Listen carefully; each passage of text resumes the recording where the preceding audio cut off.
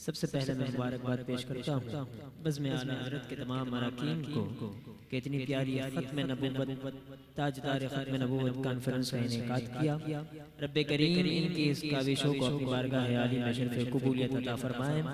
अब बिला ताख़ीर चंद लम्हात लेकर अगले सनाख़ा को दावत दे रहा हूँ कि मुख्तसर सी मेरी कहानी है, जो भी है उनकी मेहरबानी है और जितनी सांसों ने उनका नाम लिया, जितनी सांसों ने उनका नाम लिया, बस वही मेरी जिंदगानी अल्हम्दुलिल्लाह।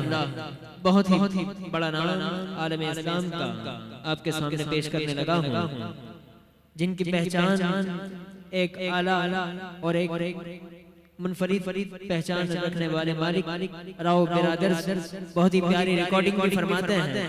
इन्हीं को पेश कर रहा हूँ इन ख्यालात के साथ कि अदब से बात करूंगा हुदूद के अंदर, अदब से बात करूंगा हुदूद के अंदर। खुदा का दीन है सारा दुरूद के अंदर, और नबी का नाम आए तो खुशी से झूम जाता हूँ। नबी का नाम आए तो खुशी से झूम जाता हूँ।